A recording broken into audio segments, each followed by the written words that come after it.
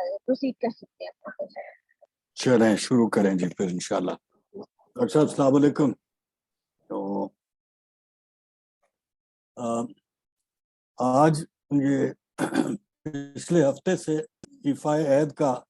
हिस्सा हमारा आ गया है, यानी जो मैंने आपसे वादा किया था कि मैं कंटेक्चुअलाइज करूंगा मुस्लिम हिस्ट्री और साउथ एशियन हिस्ट्री को वर्ल्ड हिस्ट्री में, और फिर आगे जो 21st सेंचुरी में इसकी जो हमारे कैफियतें हैं उनके साथ कुछ थोड़ा इसका ताल्लुक जो है उसकी तरफ हम बात को लेके चलेंगे। तो 21st सेंचुरी तक तो आते आते हमें ये रमज़ान का महीना ज़्यादा गुजर जाएगा, लेकिन आज जो है ये 500 और 1500 एडी के दरमियान का पीरियड जो है उसे हम कंटेक्चुअलाइज करेंगे, and today our focus will be primarily south Asia. तो मगर ये मैं साथ ही बता दूं और तवज्जो दिला दूं कि south Asia, central Asia, China और साउथ ईस्ट एशिया, ये 4 शजरों का एक यूनिट भी है जिसकी तरफ अब हम जा रहे हैं। तो ये इस हफ्ते की दोनों जो सेशन है और अगले हफ्ते का एक सेशन, क्योंकि अब ये रमज़ान में एक सेशन हो जाएगा, तो अगले हफ्ते का एक सेशन, ये 3 सेशन जो हैं इनमें इन 4 शजरों की जो इंटरप्ले है उसकी तरफ भी हम बात करेंगे। ये बात एक लिहाज से हमारे पिछले उस सेगमेंट में भी मौजूद थी जब हमने चाइना और इंडिया का मवाजना किया था। उस सेशन में, उन सेशंस में हमने सेंट्रल एशिया और साउथ ईस्ट एशिया को जुदा करके नहीं देखा था, बल्कि उनको इसी सिस्टम के 2 कॉन्डुइट के तौर पे देखा था कि एक वेस्टर्न इनका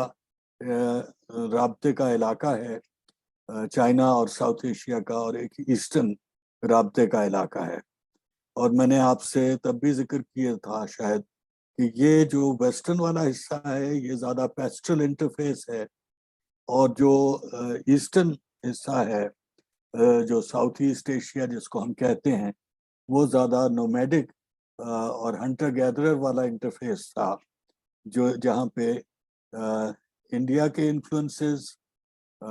बांग्लादेश के रास्ते, बर्मा, आसाम और फिर आगे मलेशिया, थाईलैंड, इस इलाके में इंडो चाइना के इलाकों में पहुंचा, और ऊपर से वियतनाम की तरफ और कंबोडिया की तरफ, और फिर वही मलेशिया, थाईलैंड की साइड पे इंटरफेस था इनका जो चाइना की तरफ से आ रहा था। तो वैसे ये 4 का सेट है, लेकिन हम आज बात करेंगे साउथ एशिया की,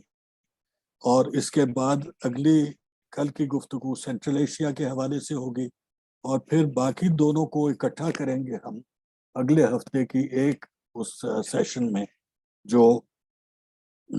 हम सैटरडे के वो शेड्यूल में आएगा।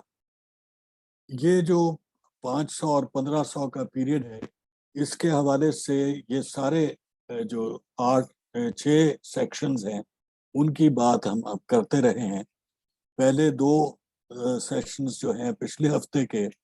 उनमें हमने जो मुस्लिम और क्रिश्चियन के हवाले से चीज़ को देखा था, इस वजह से कि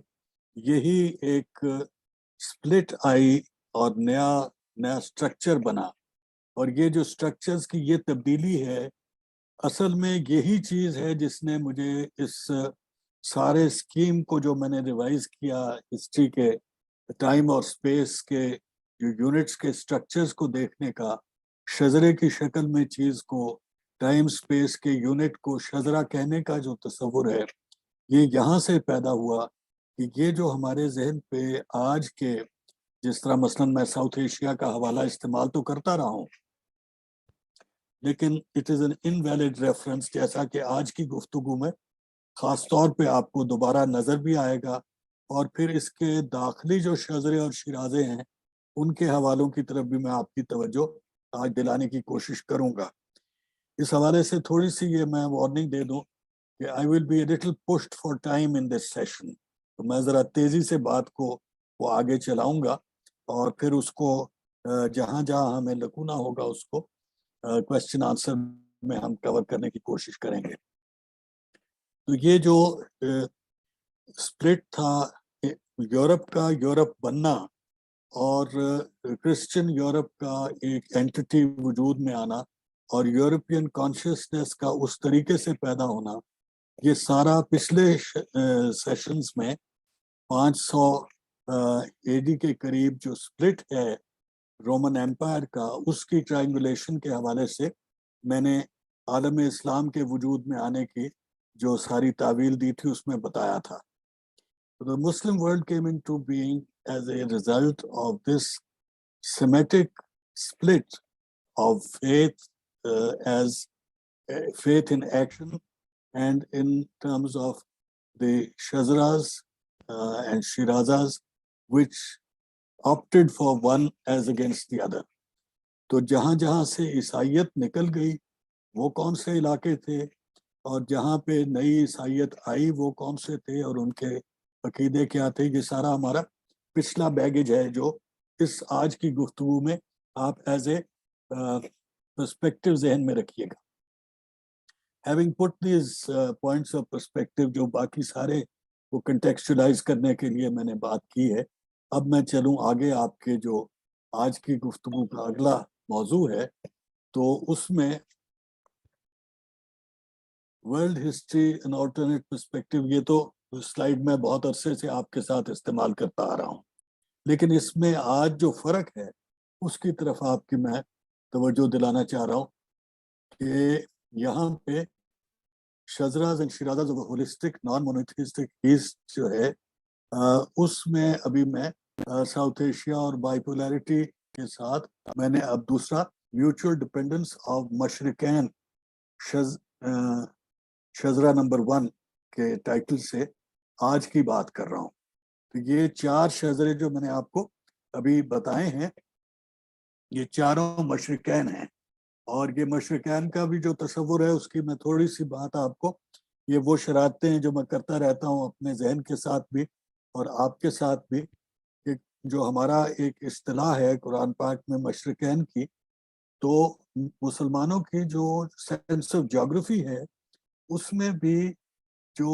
ایسٹ اور ویسٹ کو علیحدہ کرنے کی بجائے نارتھ ایسٹ اور ساؤتھ ایسٹ کا اور نارتھ ویسٹ اور ساؤتھ ویسٹ کا جو سپلٹ ہے وہ زیادہ ایمفسائز کیا گیا. اور یہ آپ ان کے نقشوں میں بھی ایک رجحان دیکھیں گے. دوسرا ان کے نقشوں میں رجحان آپ دیکھیں گے مسلمانوں کے نقشوں میں کہ the south is always on top. تو یہ بھی جو آپ کی یہ جو نارتھ ساؤتھ ڈیوائڈ کا یہ ہمارے پاس ایک تصور ہے اس میں بھی اس چیز کا. تو یہ مشرقین اس لیے 4 میں نے آپ کو یہ بتائے، یہ نیئر ایسٹ بن جاتے ہیں جو ساؤتھ ایشیا اور سینٹرل ایشیا ہے with reference to the Muslim core and central area جو آپ کا فرٹائل کریسنٹ کا علاقہ ہے. اور جو اس سے آگے کے ہیں چائنا اور ساؤتھ ایسٹ ایشیا وہ مشرقین بعید بن جاتے ہیں. تو as you spread out and as it happens جو آگے نقشوں میں آپ کو دوبارہ توجہ دلاؤں گا، جو ساؤتھ ایشیا اور چائنا کا جو فرق ہے مزاج کا اور جو سانجھا ان کا ریفرنس ہے وہ درمیان میں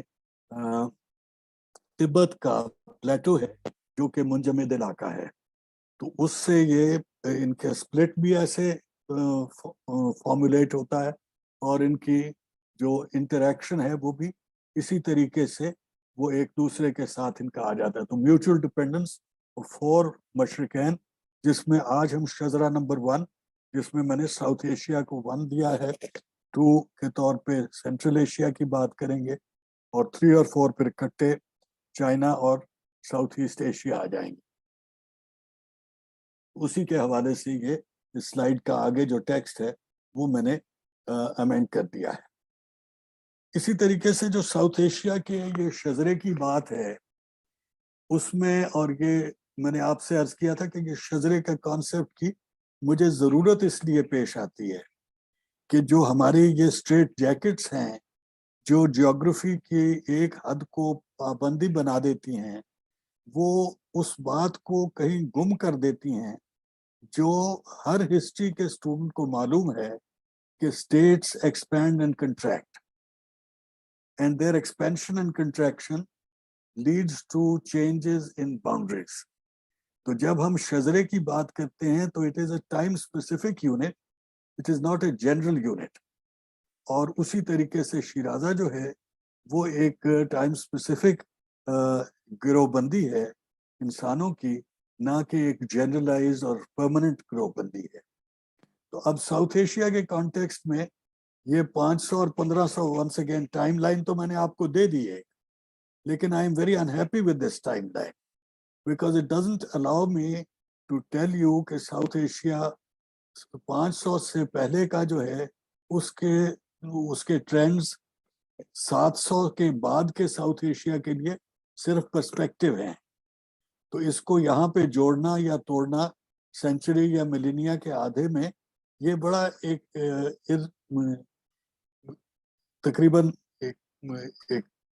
تقریباً ایک توہین ہے تاریخ کے علم کی کہ ہم نے اس کو یوں پابند کر دیا ہے. لیکن میں سہولت کے لیے اس کے ساتھ چلتا ہوں کیونکہ یہ ہماری مین اسٹریم کا رواج ہے ابھی تک. تو دوسری اب اس میں یہ نظر آئے گا آپ کو کہ spread of Islam, and Faraz sahib of course knows it very well, باقی آپ لوگوں کو بھی ضرور اندازہ ہوگا کہ 200 سال 300 سال تو عربوں کا دور ہے جس میں باقی ساؤتھ ایشیا تک اسلام کا کوئی خاص اثر نہیں ہے. وہ تجارت کا اثر ہے جس کا فاطمی صاحب نے ذکر کیا اور دوسروں نے بھی اس کی نشاندہی کی, لیکن وہ ایک بالکل مختلف قسم کا ریلیشن شپ ہے جو مسلم اسٹیٹ اور مسلم سوسائٹی کی اس طرح کی فارمولیشن ہے وہ پیدا ہو رہی ہے صرف سندھ اور بلوچستان اور تھوڑے سے ساؤتھ آف پنجاب کے علاقوں تک یا ساؤتھ آف کے پی کے علاقوں تک جہاں پہ عربوں کی حکومت تھی. اور وہ حکومت جو ہے وہ خلافت ریلیٹڈ تھی جس کا مرکز جو ہے وہ پہلے دمشق میں تھا اور پھر بعد میں وہ بغداد میں آ گیا, بہت قریب ہوا تو بغداد تک آ گیا. تو یہ آلویز اے پیریفری, یہ ساؤتھ ایشیا کی حیثیت اس کے لیے موجود تھی. لیکن with in South Asia developments علیحدہ طریقے سے چل رہی تھیں اور اس میں بڑی اہمیت تھی کئی چیزوں کی جن کا تذکرہ ہم اس میں نہیں لا سکتے. تو 2 پری اسلامک سینچریز تو سیدھی آ گئیں 500 to 700, اس میں راجپوت سٹیٹس, پھر 3 عرب سینچریز پیریفری آف خلافت, پھر 2 غزنوی سینچریز جس میں خلافت بھی پیریفرل ہو گئی اور غزنوی جو اس کا آبجیکٹیوز ہیں آف اسٹیٹ اینڈ سوسائٹی اور نیچر آف اسٹیٹ وہ بالکل فرق ہو گیا. اب یہاں پہ پھر وہ شجروں والی بات آ جاتی, شیرازوں والی بات آ جاتی ہے کہ یہ غزنوی شیرازہ جو ہے یہ پیسٹل اوریجن کا شیرازہ ہے لیکن پیسٹل نہیں ہے. Ghaznawis are not pastel Turks anymore. They come from a pastel background of Turkic stock, mainly horse breeding. اور جو عرب تھے وہ پیسٹل تھے اور مینلی کیمل بریڈنگ تھے. اور یہ مینلی جو ہے اس کی بھی دلچسپ بات یہ ہے کہ وہاں پہ دوسری سواری عرب کے پاس بھی گھوڑا تھی اور یہاں پہ ترک کے پاس بھی دوسری سواری جو ہے وہ اونٹ تھی, لیکن ان کے اونٹ اور گھوڑے کا ریلیشن شپ بہت مختلف ہے. اسی طریقے سے ٹرائبل سٹرکچر بہت مختلف ہے. تو ساری شیرازہ بندی بدل گئی, لیکن کہنے کو یہ مسلمان ہیں. تو اسلام کا کانٹیکسٹ, اسلام کا شجرہ بندی اور شیرازہ بندی اور ہے, ترک منگول عرب ایرانی شجرہ اور شیرازہ بندی اور ہے. اور پھر ان دونوں کا تعلق ساؤتھ ایشیا کے شجرے کے ساتھ اور ہے کہ غزنوی ریاست جو ہے وہ مشکل پاکستان کی حد تک پہنچتی ہے. لاہور سے ضرور آگے اس نے فتوحات کی, لیکن جس علاقے کو اس نے گورن کیا وہ اسینشلی پاکستان کی حد پہ ختم ہو جاتا ہے. پھر سلطنت دہلی کا زمانہ آ جاتا ہے, وہ پھر آگے بھارت کا سارا علاقہ آ جاتا ہے. اب اس کے پیچھے کچھ باتیں آگے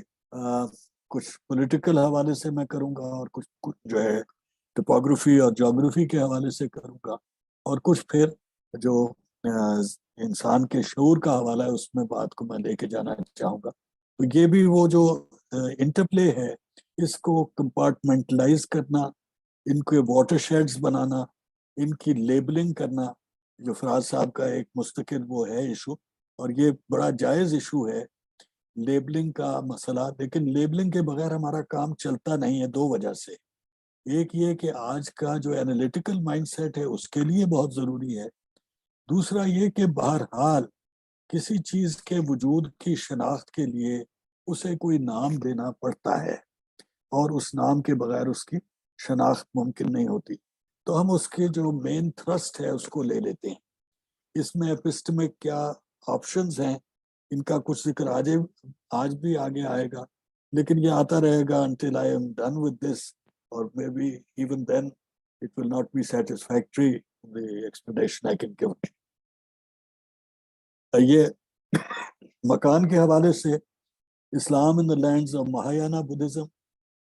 ترکستان، افغانستان، پاکستان، یہ علیحدہ علیحدہ مزاج کے شجرے ہیں اسی مہایانہ بدھزم کے، جن کے ساتھ ترکوں کا انٹرفیس ہوا، منگولوں کا انٹرفیس ہوا اس دور کے اتنے طویل عرصے کے مختلف سیکشنز میں۔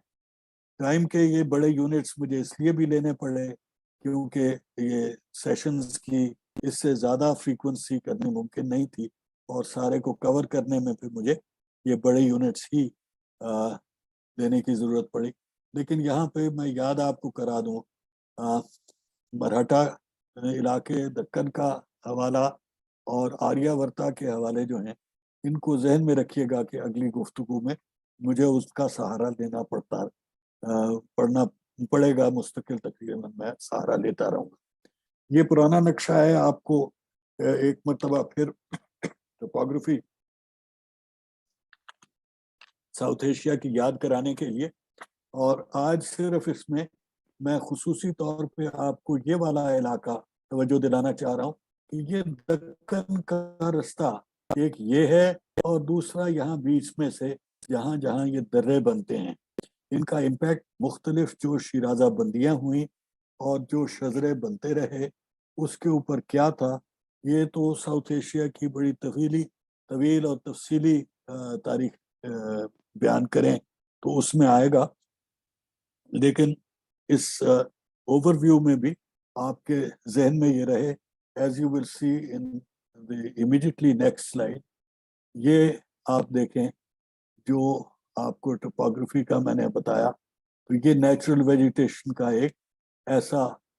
زون ہے جو خود بخود بنتا ہے ان دریاؤں کے بہاؤ سے۔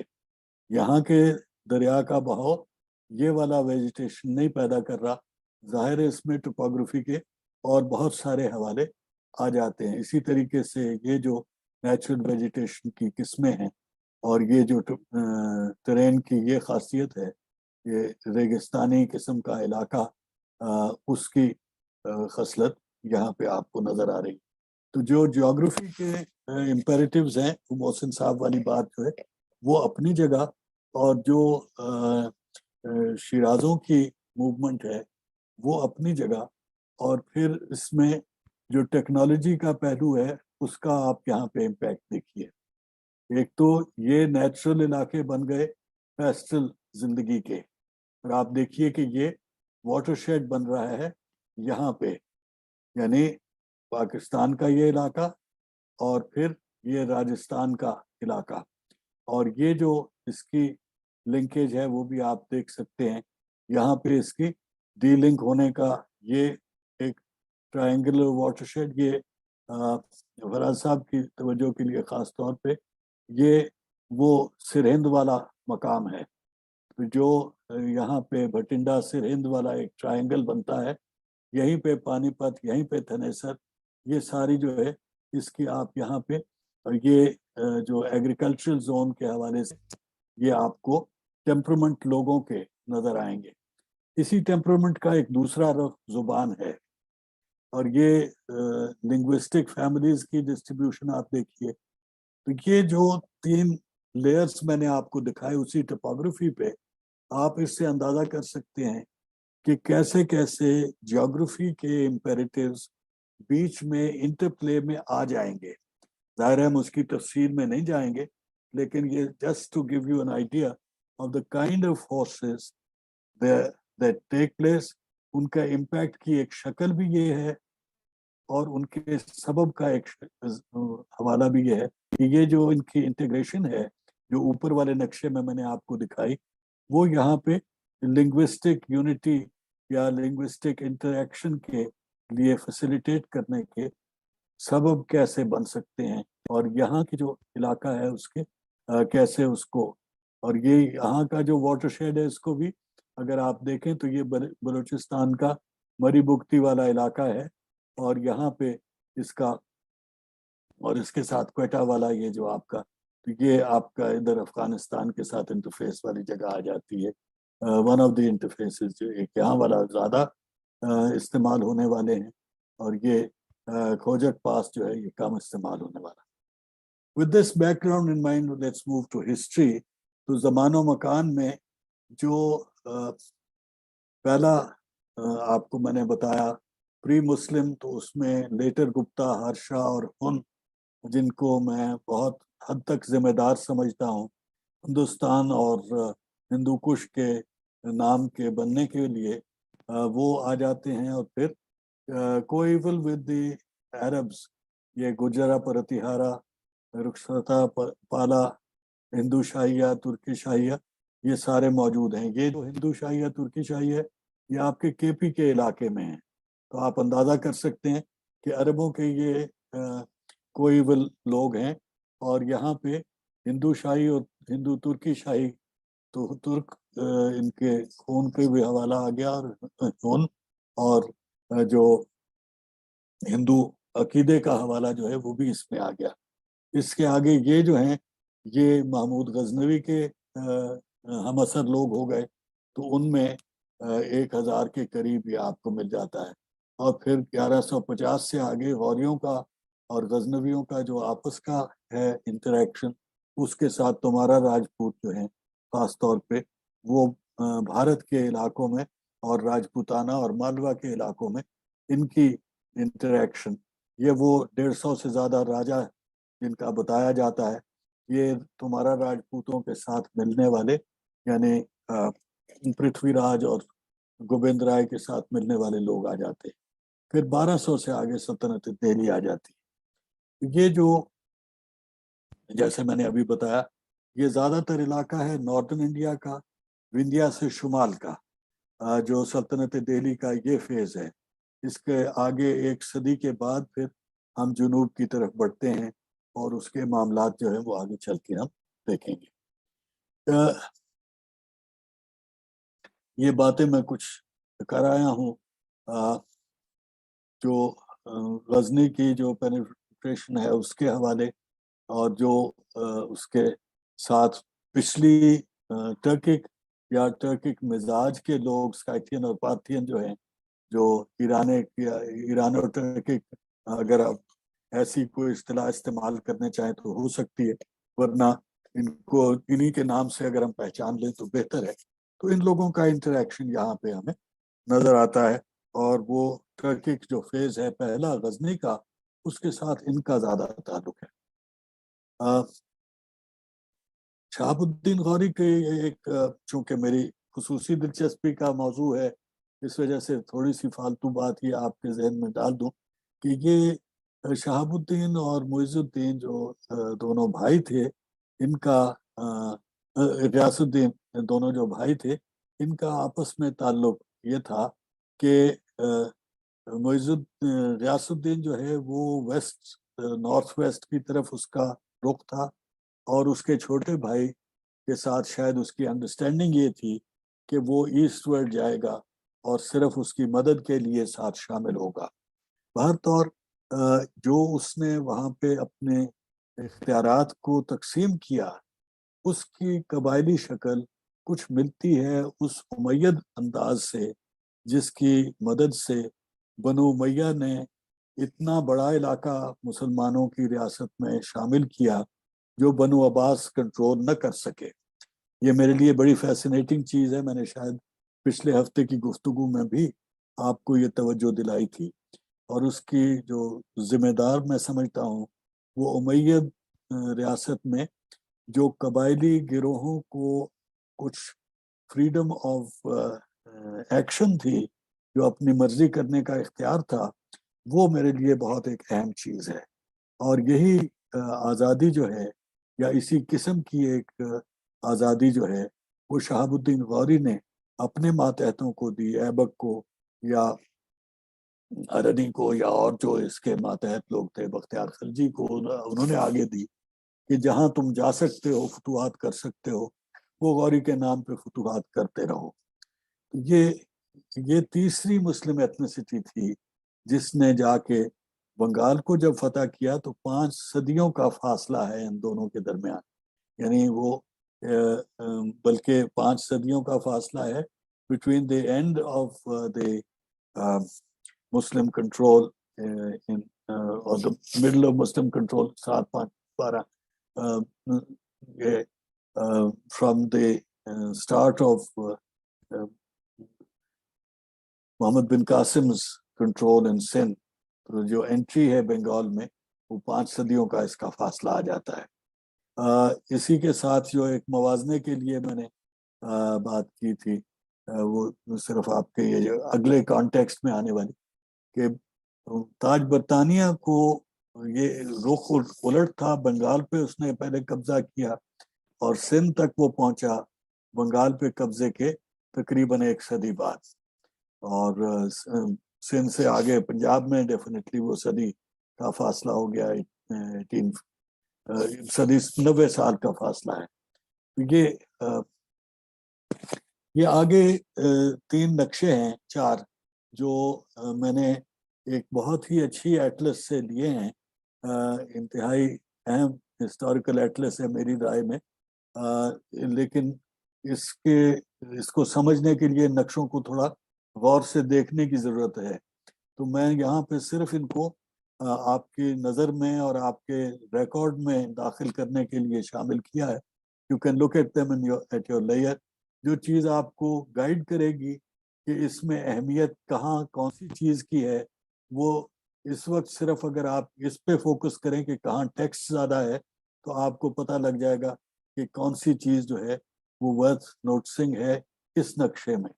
مثلا اس نقشے میں آپ دیکھیں کہ یہاں پہ یہ جو ریلیجس سائٹس کی بات ہے, تو یہ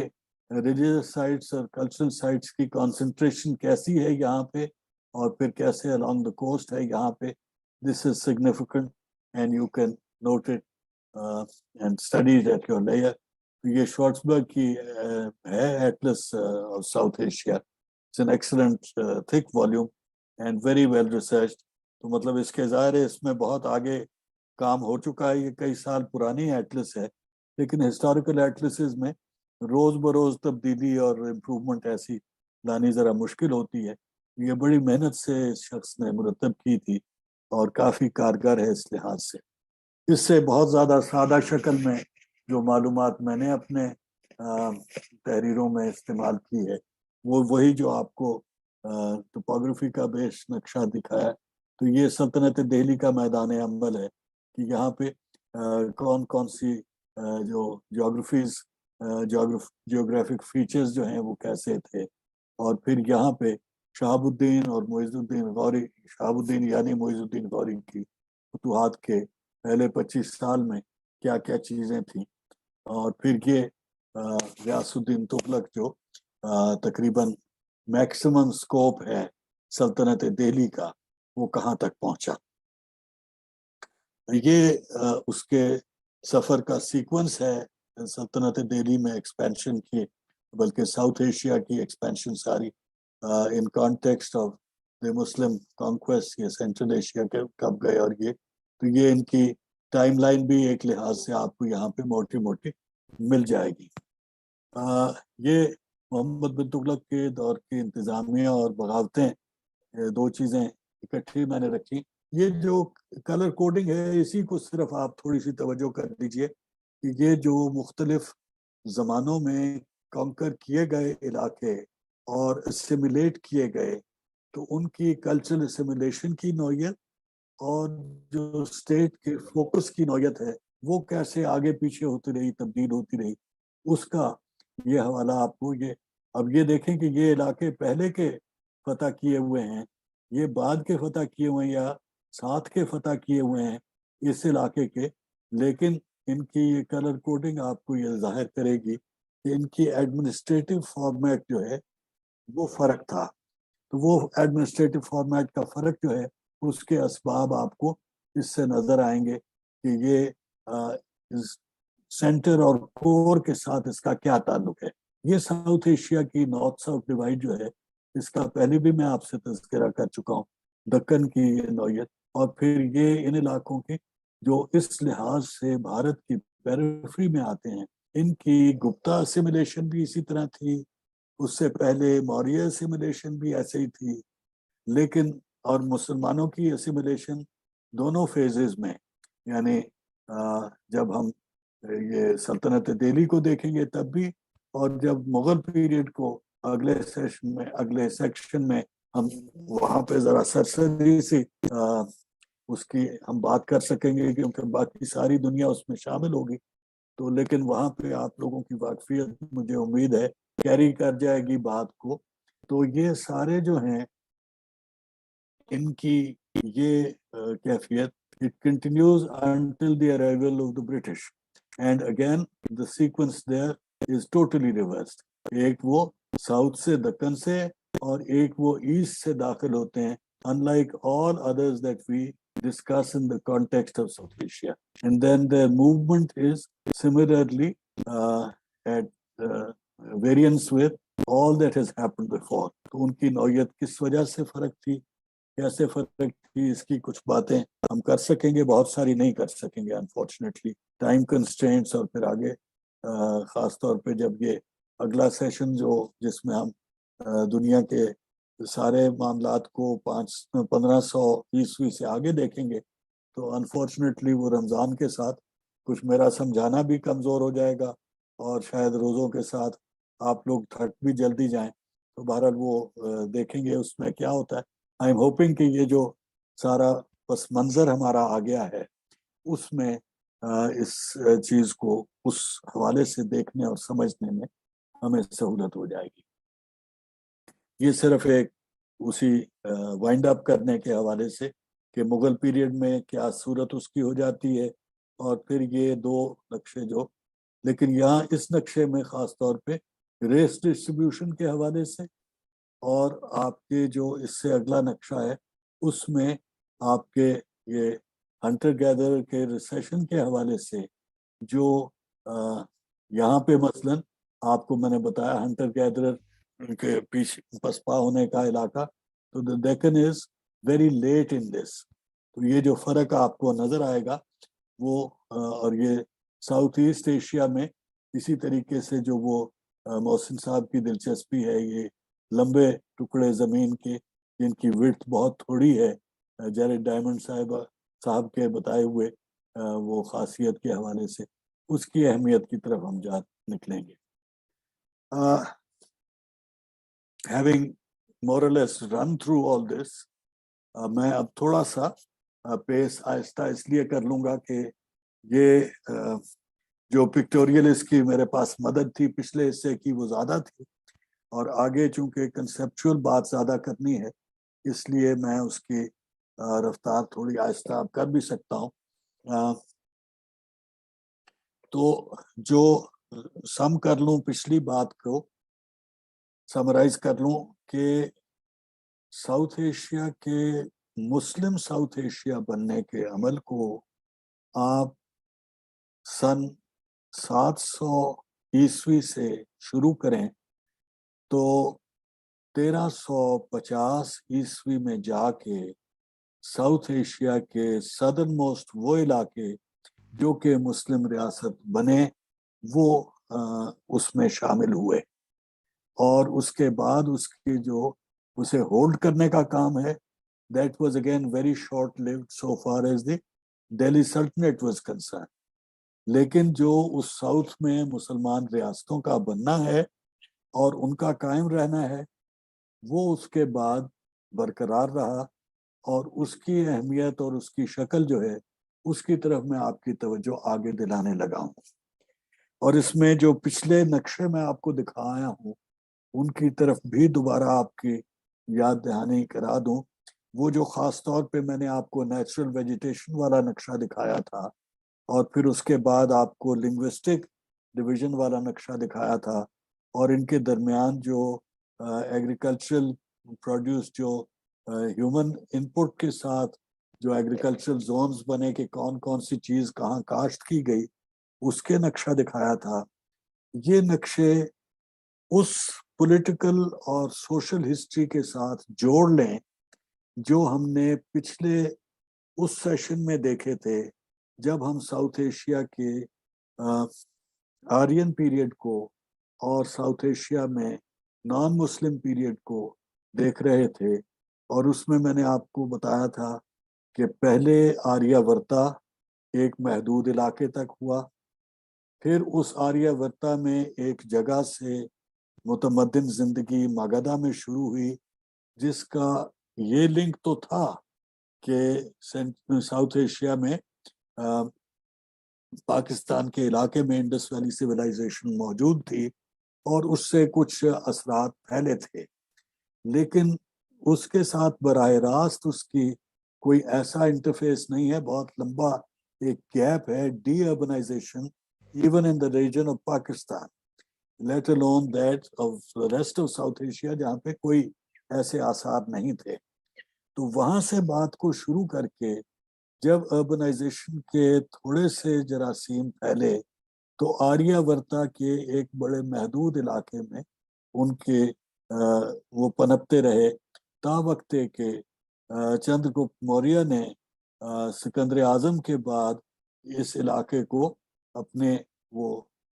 ایک ریاست کی شکل دی۔ اور اگین وہ جو سکندر کے ساتھ اعظم کا لفظ میں ایک روانی میں استعمال تو کر لیتا ہوں، لیکن ہر دفعہ پھر مجھے شکایت کرنے کا موقع مل جاتا ہے۔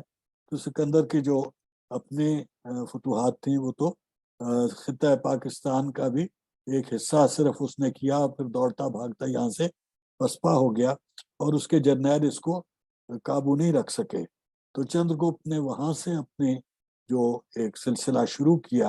اور پھر مگدھا کو آ کے فتح کیا، اور پھر وہاں سے آگے سارے جو اس کے خاندان نے نہ صرف بھارت کو بلکہ دکن کا ایک بہت بڑا حصہ اپنے قبضے میں کر لیا۔ تھوڑے سے کونے صرف ہاتھ میں نہیں آئے تھے ساؤتھ ایشیا کے ان کے۔ تو یہ جو ایکسپینشن ہے یہ یکدم ایک فلاورنگ اربنائزیشن ہوئی جو موریہ چندر گپت کے خاندان نے اشوک اعظم کی قیادت میں کیے۔ اب اشوک اعظم کو اعظم کہنے کا میں سمجھتا ہوں بڑا جواز ہے کہ اتنا بڑا علاقہ اکٹھا اس کو کر لینا اور پھر اس میں ایک اپنا سیاسی اور سماجی اور جو ثقافتی ایک اور مذہبی جو یکجہتی کا ایک جوڑ ہے، لیکن اس کی یہ قائم کی ہوئی مذہبی یکجہتی جو ہے اس کے طے کے نیچے وہ آریہ ورتا کے اور ان عقائد کے جو برہمن ساتھ لے کے آئے تھے وہ بوٹیاں موجود تھیں، اور یہ بوٹیاں جو ہیں یہ 1000 سال اس بدھ مت اور جین مت کے دباؤ کے بعد پھر ابھرنی شروع ہو گئیں 500 عیسوی کے قریب۔ تو وہ جو بدھ مت کی گرفت تھی وہ ان فاتحوں کے زمانے میں اس کا اثر جو ہے وہ کمزور ہو گیا، اور پھر وہاں سے ایک نیا رجحان نکل آیا۔ تو اب یہ جو لیئرز ہیں ہندو مت کی، برہمن کے اس عقیدے کی جو آریہ ورتا کے ساتھ آیا تھا، ہندو مت کے وہ عقائد جو کہ آریہ ورتا کے علاقوں کے باہر کے علاقے میں ایسے علاقے میں پہنچے جہاں پہ تمدن کا بیج بھی انہی کے ساتھ کیا، اور جب جن علاقوں میں وہ گئے جہاں پہ پہلے کا تمدن کا بیج موجود تھا، ان ساروں کے مزاج کا فرق تہ بتہ آپ کو اگلی جو گفتگو ہے اس میں دکھائی بھی دینا چاہیے، اور اس کی طرف آپ کی توجہ بھی رہنی چاہیے کہ آپ کو پتہ لگے کہ آریہ ورتا کا جہاں پہ کنٹرول ختم ہوا وہاں پہ بدھ مت کا کون سا شیڈ تھا، جین مت کا کون سا شیڈ تھا. مثلا جو انڈس سویلائزیشن کے اثرات کا ایسٹرن سرا تھا وہ گجرات کاٹھیاواڑ کا علاقہ تھا. تو گجرات کاٹھیاواڑ میں کیسے جین مت کی وہ بیس بنا، اس کا سوالیہ نشان ہے. میں دعویٰ نہیں کر رہا ہوں لیکن میرے پاس کچھ شواہد ضرور ہیں جو مجھے اس سوال کے پوچھنے کی طرف لے کے جاتے ہیں کہ کیا اس میں کوئی وہ اثر نہیں ہے جو کہ وادی سندھ کی تہذیب کے معمولات میں تھا کہ جین مت کا بڑا گڑھ یہاں پہ بنا اور جین مت کے دوسرے جو گڑھ ہیں وہ حیدرآباد دکن کے علاقے میں بنے. اور پھر جیسے آگے مسلمانوں کی فتوحات وغیرہ کا ہم دیکھتے ہیں تو یہ پھر میرے لیے سوالیہ نشان ہے. کیا بدھ مت اور جین مت کے وہ کنٹرول، مثلا بدھ مت کا کنٹرول خطہ پاکستان میں یعنی ہمارا پاکستان جو پہلے ویسٹ پاکستان تھا اور بنگلہ دیش میں موجود تھا، اور وہیں پہ ہم مسلمانوں کی اکثریتیں دیکھتے ہیں مسلمانوں کی ریاست کے قائم ہونے کے بعد، جبکہ جو مسلمانوں کی ریاست کا مرکزی علاقہ تھا جو میں نے آپ کو دکھایا جہاں کلچرل انفلوئنس آپس میں انٹرچینج بہت زیادہ ہندو اور مسلمان کا، دہلی اور اس کے گرد و نواح دواب کے علاقے میں، تو سارا آپ کا جو اردو کا کلچر ہے وہ وہاں سے آپ لے کے آ رہے ہیں، لیکن اس میں اسلام کا جو حوالہ ہے وہ کبھی اس طرح اکثریت نہیں بن سکا. کیا وجہ ہے؟ پھر اسی طریقے سے آگے میں آپ کو توجہ دلاؤں گا جو صوفیاء کی گروہ بندی ہے، تو وہ علاقہ جہاں پہ مشائخ چشت کا ہولڈ تھا، وہ علاقہ جہاں پہ سہروردیہ سلسلے کا ہولڈ تھا، وہ علاقہ جہاں پہ سہروردیہ کی ہی آف شوٹ فردوسیہ کا تھا، وہ علاقہ جہاں پہ مشائخ چشت بعد میں گئے یعنی دکن میں، اور ان کے جو تبلیغ اور ان کی جو تعلیمات ہیں ان کا فرق کیسا تھا دکن کے علاقے میں، اس کا کیا تعلق ہے ان پچھلے شزروں اور شیرازوں کے لیئرز میں. تو میری جو جس چیز کی طرف میں توجہ دلا رہا ہوں، جو میرا خیال ہے کہ تحقیق مزید تحقیق کے بغیر دعویٰ نہیں کیا جا سکتا لیکن اس کے امکانات مجھے نظر آتے ہیں اور اس کی طرف تحقیق کی ضرورت مجھے محسوس ہوتی ہے کہ کیا یہ پچھلے شزرے اور شیرازے جو ساؤتھ ایشیا کے نام نہاد علاقے میں وجود میں آتے رہے تھے ان کے اثرات اس پہ نہیں ہیں کہ کس عقیدے کو، کس مسلک کو، کس صوفی سلسلے کو کہاں پہ فروغ ملا اور اس کے لیے زمین زیادہ ہموار تھی. اس چیز کے حوالے سے یہ ہندو، بدھسٹ، جین اور مسلم جو انکوائری اور بلیف کا، اور یہ میں نے 3 فیسز آف فیتھ یہاں پہ اصطلاح استعمال کی ہے. ہندو وہ کثیر الہی نظام ہے، بدھسٹ جین پرائمریلی غیر الہی ہے ان کا تصور، لیکن کہیں اس میں وہ ہندو مت کے سارے دیوتا اور اس کی جو وہ کاسٹ سسٹم اور وہ سارے پریمیسز جو ہیں وہ کہیں ان کے بیس میں ایسے موجود ہیں کہ ان کی تعلیمات میں ایک لحاظ سے ان کی تاثیر رہتی ہے، لیکن چونکہ یہ بغاوت ہیں اس کے خلاف، اس وجہ سے ایک لحاظ سے اس کی مخالفت بھی بیان ہی اسی طریقے سے. تو یہ جو وہ ایک کسی گفتگو میں مجھے یاد پڑتا ہے کہ جو ضدین کی بات ہوئی تھی، اپوزٹس کی بات ہوئی تھی، تو میں نے اس وقت بھی سفارش یہ کی تھی کہ آپ اپوزٹس کو صرف اپوزٹس نہ دیکھیں بلکہ اس کے انٹرمیڈیٹ زونز میں کئی لیئرز کے طور پہ جو شیڈز آف چینج ہیں from one opposite pole to the other, جو یا one pole to the other opposite اگر اس کو نہ کہیں کیونکہ کئی دفعہ وہ صرف 2 پرسپیکٹو ہوتے ہیں جن کی اپوزیشن صرف اتنی ہے کہ وہ ایک دوسرے کے مقابل موجود ہے. لیکن اسلام کا مونوتھیزم اور ہندو مت کا جو پلوریلٹی ہے آف ڈیوائن بینگز یا جو الہی ان کے تصورات میں، تو اس کے یہ رینج جو ہے، اس کے شیڈز پہلے کیا موجود تھے بدھ مت اور جین مت، اور پھر اسلام کی وجہ سے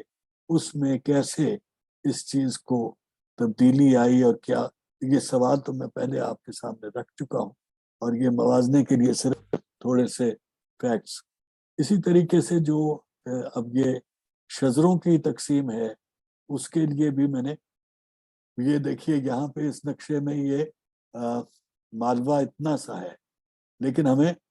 وقت ملیں گے جب مالوا یہ سارا علاقہ ہوگا. یہ اس زمانے میں بندیل کھنڈ آ گیا، گونڈوانا آ گیا، ویرار خاندیش، لیکن دوسرے زمانوں میں ان کی کیا حیثیت تھی کہ لیٹر مغل پیریڈ میں یہی علاقے کیسے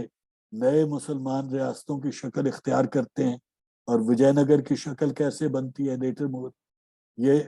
اور اسی طریقے سے ابھی چونکہ آگے میں نے اس کا ذکر بھی کرنا ہے تو میں یہیں پہ اس کو ساتھ جوڑ لیتا ہوں. یہ جو دکن کا یہ علاقہ ہے، یہاں پہ جو کوئی بھی ریاست بنی جس نے یہ سارا علاقہ قبضے میں کیا انگریز سے پہلے کی، اس میں یہ علاقہ بہت تھوڑے عرصے کے لیے مرکز کے تحت رہا. محمد بن تغلق کے زمانے میں یہ جب اس کے مرکز کے تحت آیا تھا تو یہ سب سے پہلے علیحدہ ہوا تھا جلال الدین احسن شاہ کا علاقہ، اور یہی وہ علاقہ ہے جو میسور کی ریاست تھی، جو آخر میں یہ مغلوں کے زمانے کے آخر میں آ کے، اور بہت اہم قلعہ تھا مسلمانوں کا انگریز کے مقابلے میں. تو یہ کیا اس کی ٹیمپرمنٹ میں کیا چیز ہے کہ یہاں پہ مسلمانوں کی بریک اوے ریاست قائم ہو جاتی ہے، بیچ میں وجے نگر بھی موجود ہے، بیچ میں اور یہاں پہ ہندوؤں کے کنٹرول کے علاقے آتے رہیں گے. یہ اس وقت کا تو یہ بیجاپور نے دکھایا ہوا ہے، لیکن اس سے پہلے کون کون یہاں پہ ہو گزرا تھا اس کی تفصیل ہم آج یہاں بیان نہیں کر سکتے، لیکن تاریخ کی کتابوں میں بڑی تفصیل سے آپ کو یہ سٹیجز ملیں گے. تو یہ ٹیمپرمنٹ کی کیا چیزیں ہیں، اور اس میں جو انسان اور اس کے شعور کے حوالے سے جس شعور کی میں بات کر رہا ہوں آپ کے ساتھ، اس کے لیے اور یہ کنٹیکسچلائز کرنے میں یہ میں نے دونوں سائیڈوں سے اس چیز کو دیکھا ہے، اور مجھے دونوں سائیڈوں سے دیکھنے میں یہ تفریق جو ہے اس کو میں ختم نہیں کر سکا. یعنی یہ کہ جو بھی مسلمان سینٹرل گورنمنٹ دہلی میں بنی، اس کے لیے یہ دونوں علاقے یعنی جو پاکستان ہے آج اور جو بنگلہ دیش ہے آج، یہ ان کے ساتھ اس کی ایک آلٹرکیشن کا سلسلہ رہا. یہ میں نے آپ کو وہ سلطنت دہلی کے آخری نقشوں میں بھی اس چیز کی نشاندہی کی ہے. تو یہ پیریفرل ہیں ایک لحاظ سے، اور یہی وہ علاقے ہیں جن کو میں نے آپ کو بتایا کانڈوئٹ ہیں. ایک طرف پاکستان جو ہے وہ سینٹرل ایشیا کے ساتھ، اور یہ پہلے بھی میں نے آپ کو توجہ دلائی تھی، اور یہ پری مسلم پیریڈ میں بھی یہ کانڈوئٹ کی شکل اس کی میں نے آپ کو دکھائی تھی، اور یہاں پہ بھی. اور اسی طریقے سے بنگلہ دیش کا کانڈوئٹ جو ہے اس کی تفصیل بہت کم ہے. انفارچونیٹلی تاریخ کی کتابوں میں ہمیں بہت کم چیزیں ملتی ہیں بنگلہ دیش کے کانڈوئٹ کی، لیکن وہاں پہ بھی اگر تھوڑی سی ہم توجہ کریں تو ہمیں چیزیں مل جاتی ہیں جو نشاندہی کرتی ہیں کہ وہاں سے آمد و رفت کا کیا سلسلہ تھا. یہ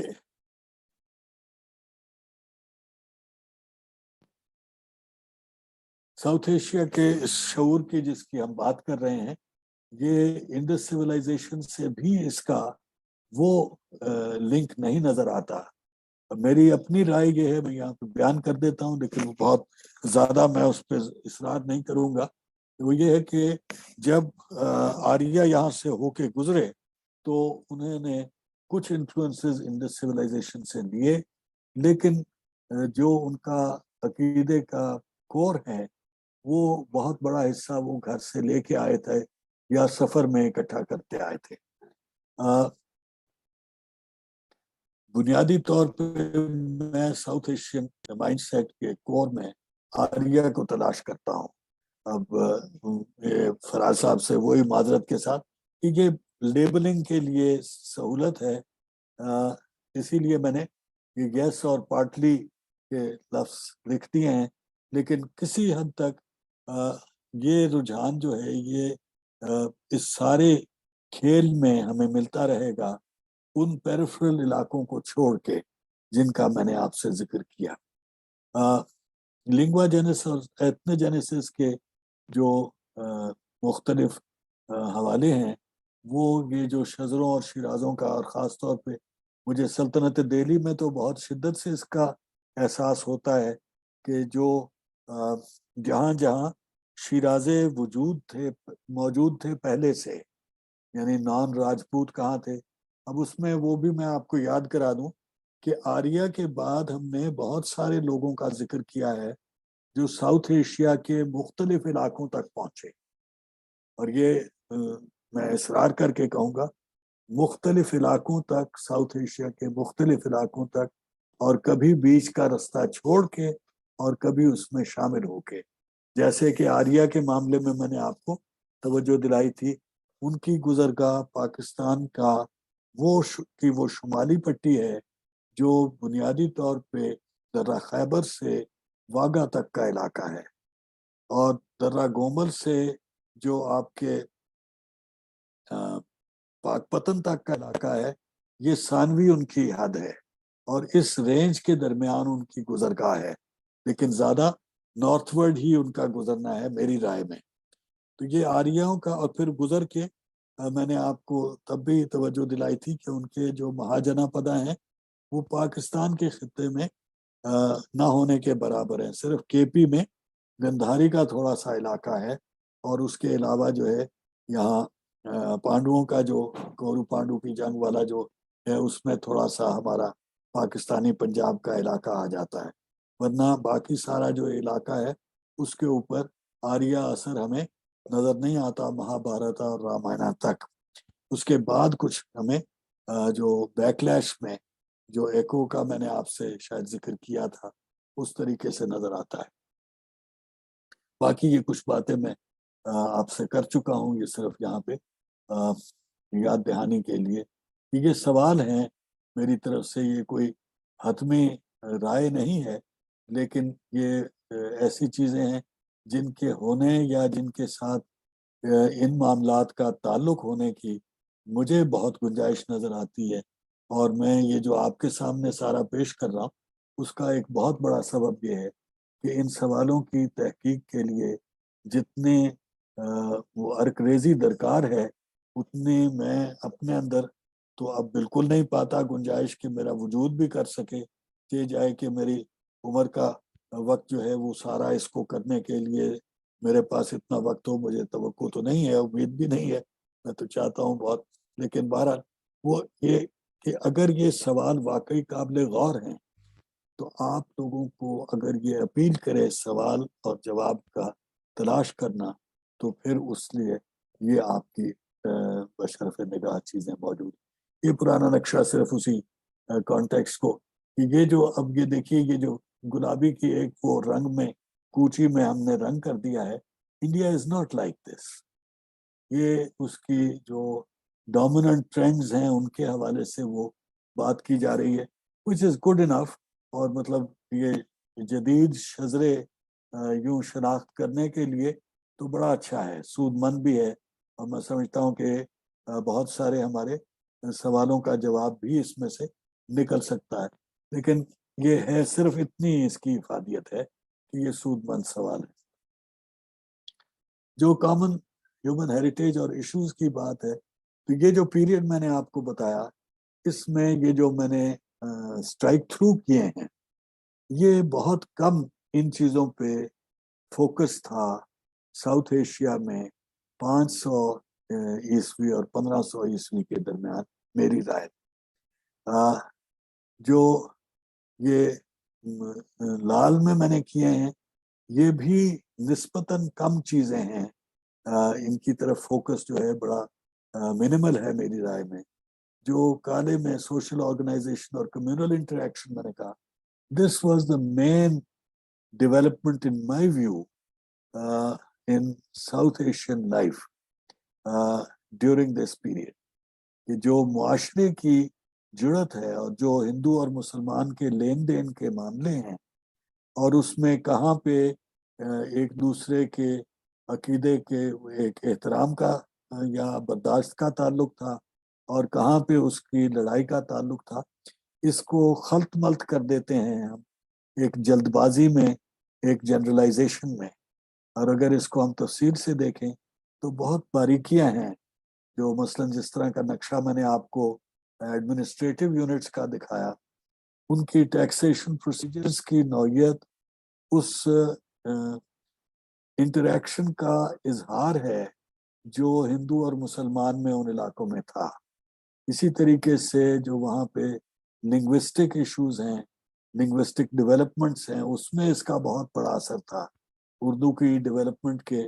جو دکن کا اور پھر اودھ کا اور دہلی کا جو اپنا اپنا کنٹریبیوشن ہے, اس میں ہر جگہ میں ہندو مسلم یا بدھسٹ مسلم یا ملٹی فیتھ ڈائلاگ کس طرح سے چل رہا تھا, اس کے ایتھنوجینیسس اور لنگوا جینیسس کا میرے خیال میں اس میں بہت بڑا اثر تھا. اور چونکہ یہ فارملی سیکھنے اور سکھانے کا کام اس میں شامل نہیں تھا, اس لیے یہ انفارمل پروسیجر کے طور پہ دیکھنے کی چیز ہے. Faith, belief, inquiry, lifestyle specific aspects of morality, یہ بہت واضح طور پہ ایک مرتبہ پھر سلطنت دہلی میں بڑے دعوے سے کہہ سکتا ہوں کہ یہ موجود تھے, اور ان کو دیکھنے کی ضرورت ہے. اور ایک مرتبہ پھر میں اپنی جو کمائیگی ہے اس کا اعتراف کرتے ہوئے بتاؤں کہ اس میں جتنا کچھ میں نے دیکھا ہے وہ ابھی بہت بنیادی سطح کی باتیں ہیں, اور باریکی میں اس کو دیکھنے کی آگے ضرورت ہے. اور یہی چیز جو ہمارے ایستھیٹک آرٹ, لٹریچر اور آرکیٹیکچر میں چیزیں ہیں, یہ بھی اسی طریقے سے تفصیل سے دیکھنے کے لائق ہے. یہ جو فیزز اس کے ہیں, جو اس کی مختلف طریقے سے میں اس کو سمجھتا ہوں کہ اس میں تبدیلی آئی, وہ یہ میں نے اس سلائیڈ میں بیان کی ہے. یہ کلچر میں ایستھیٹک آرٹ کے حوالے سے جو ہے وہ, اور پھر جو لٹری آرٹسٹک آرکیٹیکچرل نارمز میں خاص طور پہ جو آرکیٹیکچر ہے اس میں میرے پاس بہت ساری مثالیں ہیں. مثلا جو گنبد کی ایولیوشن ہے, مسلمانوں کی جو ایک پسندیدہ شکل تھی تعمیر کی, اس میں التتمش کے زمانے کے ٹریبیٹ شکل, یعنی جس طرح پٹی پٹی رکھ کے ایک وہ چھت بنائی اور پھر اوپر نکلی ایک گنبد سٹوپا کی طرح جوڑ دیا, اس سے چل کے اور پھر وہ خوبصورت اور باریک سنگل شیل ڈوم, اور پھر وہ جو پیاز کی شکل میں, توریوں کی شکل میں بننے والی ڈوم ہے, اس کی ایولیوشن کے سٹیجز یہ ظاہر کرتے ہیں کہ کس طریقے سے یہ کلچرل اسیمیلیشن کا سلسلہ ان کے آپس میں ہو رہا تھا. اسی طریقے سے جو ذات کا نظام ہے اس کے متبادل اور مترادف میں برادری کا تصور آپ کے سامنے رکھنا چاہتا ہوں کہ مسلمانوں کو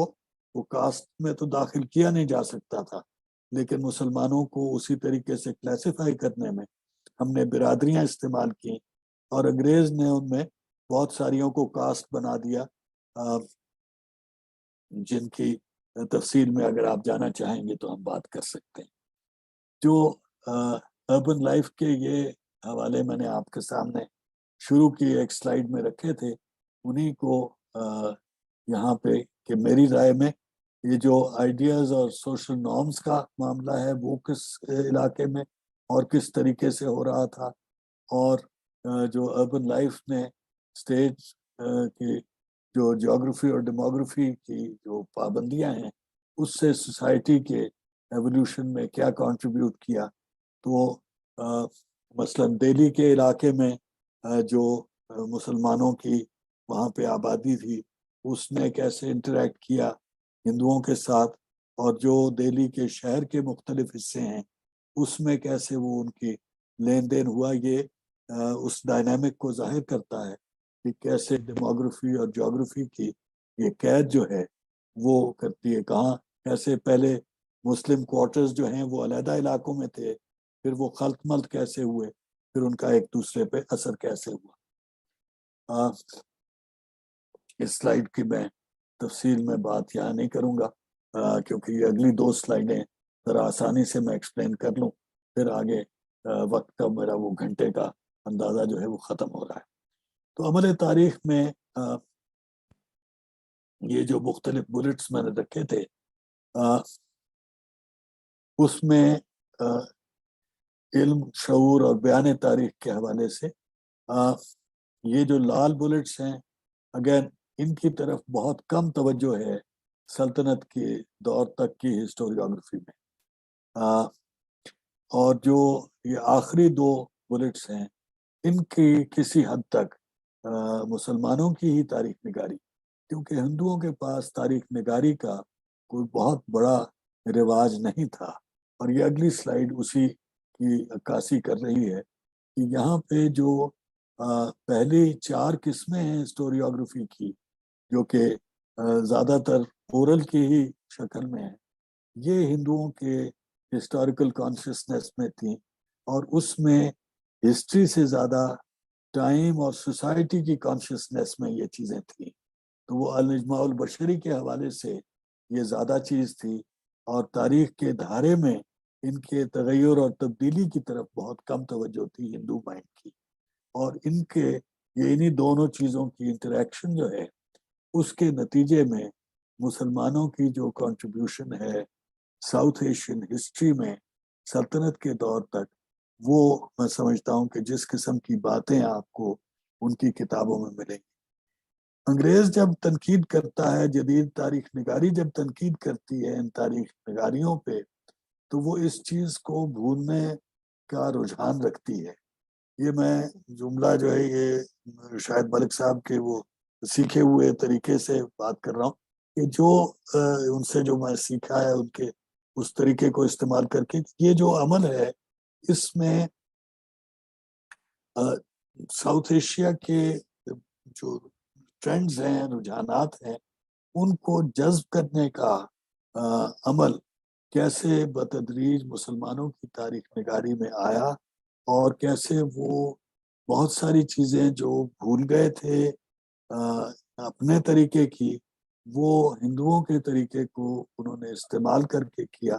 اس کا لین دین انہی 2 سلائیڈوں کے حوالے سے میں ظاہر کرنے کی کوشش کر رہا ہوں. تو یہاں پہ میں آج کی گفتگو اپنی طرف سے ختم کروں گا. آگے آپ لوگوں کے سوال جواب کے لیے اب میں حاضر ہوں.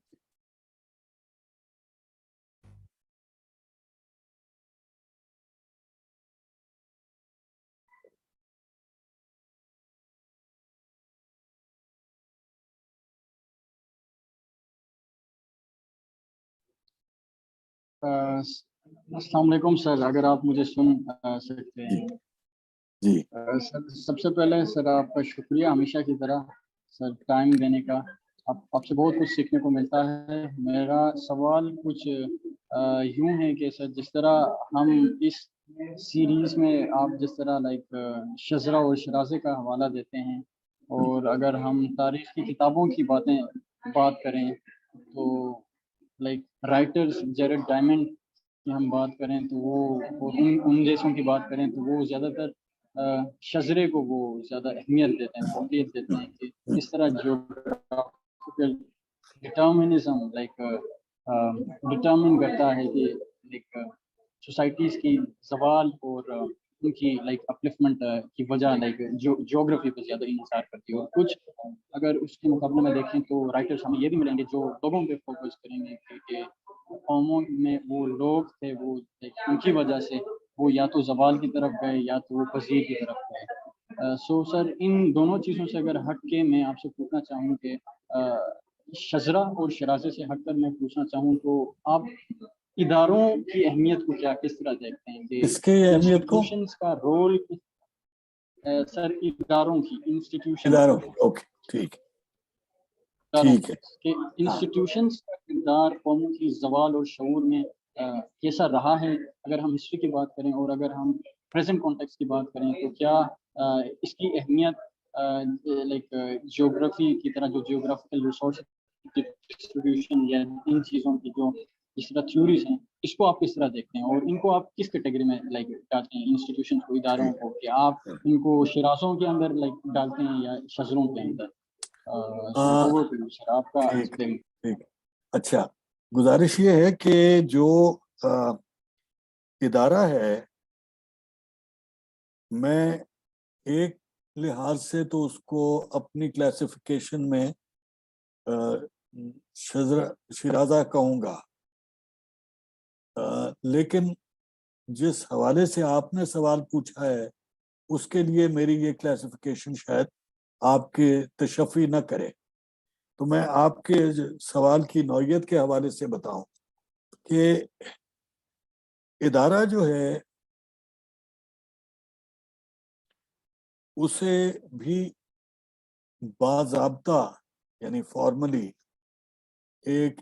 وجود تسلیم کرنا یہ ہر معاشرے کا رواج نہیں تھا. رواج بطور ادارہ ہر معاشرے میں موجود رہا ہے, یعنی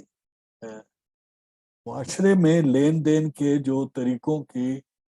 ایک فارملائزیشن ہے, وہ ایسی چیز ہوتی ہے جس کے لیے کوئی سربراہ نہیں مقرر کیا جاتا, جس کا کوئی سٹاف نہیں مقرر کیا جاتا, لیکن معاشرے میں مختلف لوگوں کے پاس وہ اختیار آ جاتے ہیں جن سے وہ سربراہ بن جاتے ہیں اور ان کے ماتحت ان کا سٹاف بن جاتے ہیں. اب اس میں فی الفور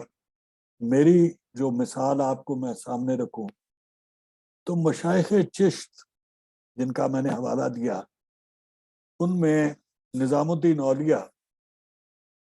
ان کے سربراہ مانے جا سکتے ہیں, لیکن کسی نے ان کو نہ اپوائنٹ کیا, کوئی اسٹیٹ آرگن نہیں تھا, کوئی باڈی, کوئی گورننگ باڈی نہیں بنائی گئی تھی مشائخ چشت کی جو کہے کہ ان کو ہم سب میں بے تاج بادشاہ مانتے ہیں. لیکن ان کی حیثیت بہرحال نہ صرف ان کے زمانے میں بلکہ ان کے بعد کے ہر زمانے میں جو اپنے آپ کو چشتی کہتے تھے, ایک مثالی شخصیت, اور پھر ان کے فیصلے جو ہیں وہ ایک ادارے کی شکل بن جاتے تھے. اسی کی ایک دوسری اور ذرا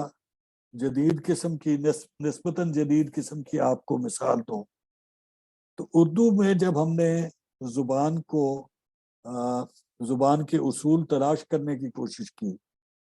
تو ہم نے شعراء میں کچھ لوگوں کو اساتذہ کا نام دے دیا, اور پھر ان کی بات کو ہم نے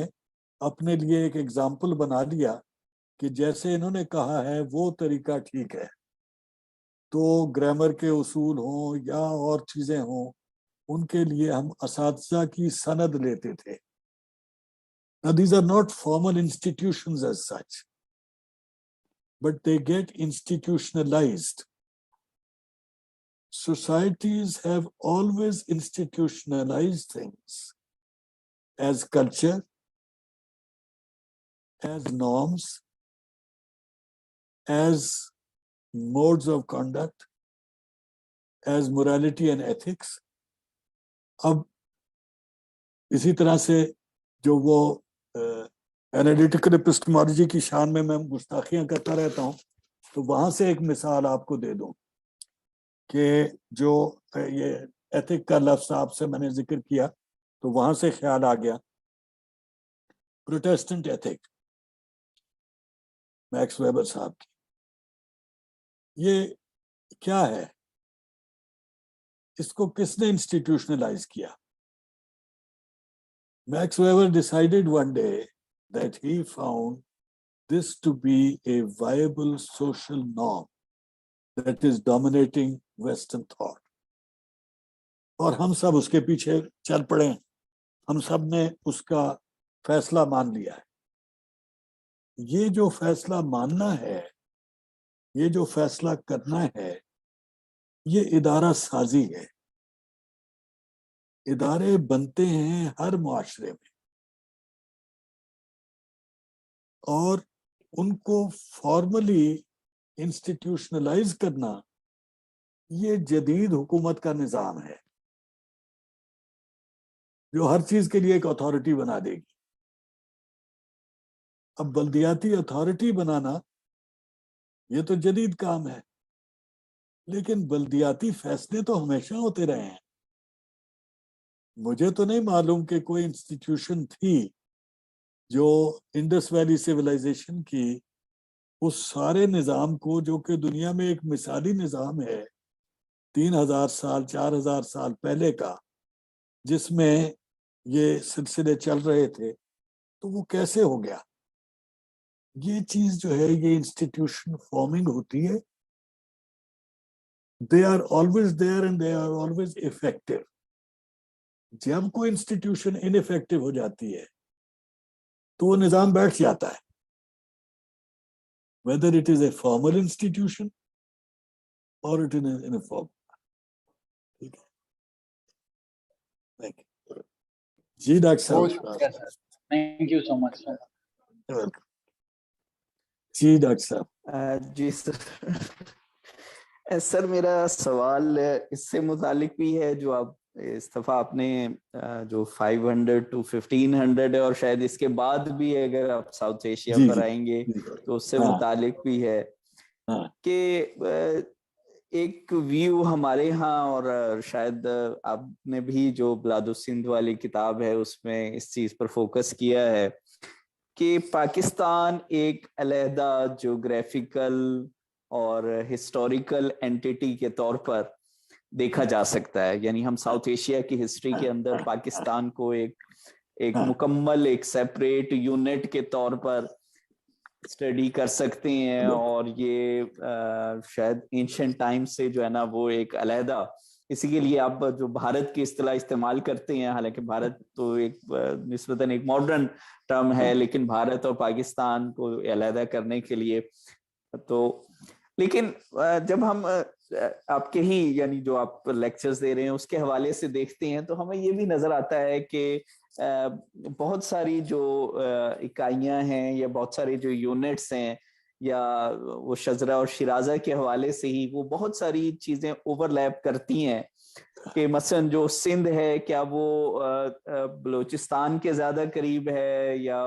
یا کے پی سے زیادہ قریب ہے، یا راجستھان سے زیادہ قریب ہے. یعنی اس کی جو بہت ساری اینٹیٹیز ہیں وہ تو بہت شاید ان کے زیادہ کلوز ہیں اور دوسری طرف سے کم ہیں. تو اسی طرح پنجاب کے حوالے سے بہت ساری چیزوں کو ہم آئیڈینٹیفائی کر سکتے ہیں. تو اس طرح یعنی اس کو سیپریٹ یونٹ کے طور پر آپ کن کن وجوہات کی وجہ سے سمجھتے ہیں، اور اس کو کس طرح دیکھا جا سکتا ہے؟ اچھا دیکھیں، پہلی تو بات جو میں مستقل عرض کرتا رہتا ہوں یہ کہ جس نظام میں ہم چل رہے ہیں اس میں کچھ پابندیاں عائد ہم نے کر لی ہوئی ہیں، اور ان پابندیوں کی وجہ سے ہمیں اس سے باہر نکلنے میں مستقل دقت رہتی ہے. زمانی اکائیاں ہوں، مکانی اکائیاں ہوں، افراد کی اکائیاں ہوں، ان کے سب کے جو علیحدہ علیحدہ گروہ بنا دیتے ہیں، یہ فہم کی سہولت کے گروہ ہیں. جب میں بلاد السندھ میں ان اکائیوں کی بات کرتا ہوں تو اگر آپ توجہ کریں، اور یقیناً آپ نے اس کو تسلی سے دیکھا ہوا ہے، آپ کی نظر میں ہوگی یہ بات کہ میں زمانی اکائیاں ہر موضوع کے لحاظ سے علیحدہ کر دیتا ہوں، اور جب کسی علاقے کی بات کر رہا ہوں تو اس میں بھی اسی طریقے سے بات کرتا ہوں کہ اس زمانے میں کے پی کا زیادہ تعلق غزنی کے ساتھ تھا، جیسے ابھی یہ آریہ ورتا کے حوالے سے بات کی. اچھا انسیڈنٹلی یہاں پہ میں توجہ دلا دوں آپ کو کہ بھارت اتنی نئی اصطلاح نہیں ہے. भारत का तस्वुर आर्यावर्ता के साथ ही था। आर्याओं की अपनी इस्तिलाहों में भारता का लफ्ज है और उसके यूनिट जो है वो कमोबेश इसी इलाके में है जिसको मैं आज भारत का नाम देता हूं। मगर वंस अगेन वो एक आरजी इस्तिलाह है, मेरी आज की इस्तिलाह भी आरजी इस्तिलाह है और वो मैं अपनी बात की वजाहत के लिए इस्तेमाल कर रहा हूं। जो यही चीज मैं बताना चाह रहा हूं कि असल में जुड़त जो है वो तय बतय है और बैक वक्त मुतादिद जुड़तें हर इलाके हर गिरोह पे पाई जाती हैं और उनके मुअस्सर होने का सीक्वेंस जो है वो इंसान के शऊर के आगे पीछे होने की वजह से है। जो बिलादुस सिंध में मैं बात कर रहा हूँ वो पाकिस्तानी शऊर में बात कर रहा हूँ। मैंने उसके तारुफ में ये बताया कि मैं पाकिस्तानी आदमी हूँ, मुतासिब पाकिस्तानी आदमी हूँ। पाकिस्तान मेरा तासुब है, मेरी उसके साथ जो एफिलिएशन है उसमें कई चीजें फिक्री तौर पे उसके साथ इख्तिलाफ करते हुए भी मैं उसको गलत नहीं कह सकता। मसलन यही जो शजरे और शिराजे की यूनिट्स मैं बनाता हूँ तो ये इसको मानते हुए कि ये आर्जी हैं मैं उसको असर्ट कर रहा हूँ उस कॉन्शियसनेस के तहत। तो मैं एक यानी डिक्लेयर्ड बायस है मेरा और ये हिस्टोरियोग्राफी के हवाले से मेरी एक यानी एक जिद है या मेरा एक ये इसरार करने का है कि बायस को ये कहना कि है नहीं ये बहरहाल झूठ होगा। आपके लिए बेहतर ये है कि आप एतराफ करें कि आपका बायस क्या है ताकि आपकी बात को उस कॉन्टेक्स्ट में देखा जाए और उसकी ऑब्जेक्टिविटी जो है वो उस कॉन्टेक्स्ट में जज की जाए। जब आप उस कॉन्टेक्स्ट से बाहर निकल के क्लेम करते हैं तो फिर आप लोगों को बेवकूफ बना लेते हैं, कई दफा खुद भी बेवकूफ बन जाते हैं। तो मगर having said all of that, जो चीज मैं बिलादुस सिंध में तवज्जो दिला रहा हूँ वो ये है कि इनके दरमियान एक ऐसा रब्त भी है जिसने ज़मानो मकान और फिक्र के ये सारे क्रॉस करंट्स जो हैं उसके बावजूद इसमें एक बाहमी रब्त रखा है और उस बाहमी रब्त का एक जोग्राफियाई जबर तो सबके सामने है ना कि अपर राइपीरियन लोअर राइपीरियन दरिया सिंध का जो है उसको पानी के हवाले से आप जुदा कर नहीं सकते हैं। दरिया की ये जुड़त जो है इसको आप इग्नोर कर नहीं सकते हैं। उसके अंदर जो यूनिट्स बन रहे हैं उनकी मुस्तकिल एक शक्ल बना देना ये एक चीज है जो मजीद मेडिटेट करती है। और इसमें मैं बहुत इसरार करता हूँ, जब बिलादुस सिंध के हवाले से बात करता हूँ तो मेरे लिए ये बहुत अहम चीज है कि राजा दाहिर साहब ईरान के एक वसी इलाके तक पहुंचे और पसपा होके उस हद पे आके खड़े हो गए जो तकरीबन पाकिस्तान की मौजूदा हद है। ये चित्तौड़ के राजा ने आके उसके इलाके पे दावा किया और उसको पसपा किया तो तकरीबन वहीं जाके वही रेगिस्तान है, इधर चोरिस्तान वाला उधर राजस्थान वाला, लेकिन वो सरहद कहाँ बनती है, वो चोरिस्तान और राजस्थान की सरहद पे बनती है और वहां पे ही आपके वो किलों का सारा सिलसिला है जो प्री मुस्लिम है। ये चीजें जो हैं ये जाहिर करती हैं कि कोई इसकी ऐसी जुग्राफियाई और मिजाजी खासियत है और मैंने बिलादुस सिंध में